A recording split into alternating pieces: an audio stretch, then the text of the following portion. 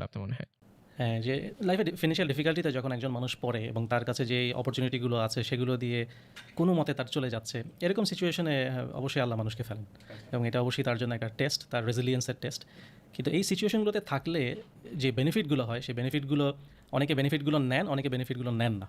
সেটাই হচ্ছে সমস্যা, যে আল্লাহ মানুষকে ডিফিকাল্ট সিচুয়েশনে ফেলেন, তখন প্রত্যেকটা মানুষের কাছে দুটো অপশন আছে।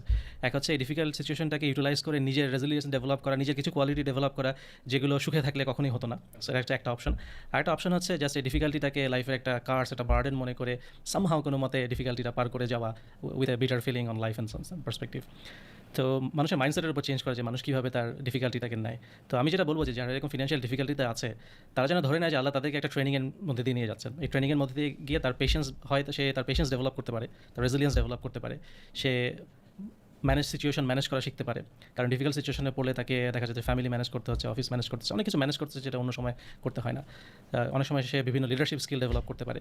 তো সব দিক থেকেই এটা ডিফিকাল্টিতে পড়াটা হচ্ছে তার জন্য সবসময় একটা অপরচুনিটি। এমন কিছু জিনিসে সে এক্সপোজার হবে যেটা অন্য সময় হতো না, এবং এমন কিছু রিয়েল লাইফ চ্যালেঞ্জ সে ফেস করবে যেটা অন্য সময় কখনো করতো না।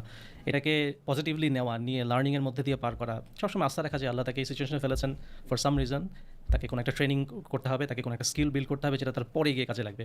হতে পারে আল্লাহ তাকে ফিউচারে একটা খুব ডিফিকাল্ট রোল দিবেন, যেটা আমি ক্লিয়ারলি আমার লাইফে দেখেছি যে আল্লাহ আমাকে প্ল্যান করেছেন যে আমাকে ফিউচারে উনি কিছু ডিফিকাল্ট রোল দিবেন, যে রোলগুলোর জন্য আমাকে আর্লি লাইফে একটা খুবই ডিফিকাল্ট বেশ কিছু বছরের মধ্যে দিয়ে পার করাটা দরকার ছিল। কারণ ওই ট্রেনিংয়ের মধ্যে দিয়ে গিয়ে আমি কিছু নলেজ অ্যান্ড এক্সপিরিয়েন্স ডেভেলপ করেছি যেটা আমার ফিউচারে গিয়ে কাজে লেগেছে। মানে এটা পুরোপুরি আসলে বিশ্বাস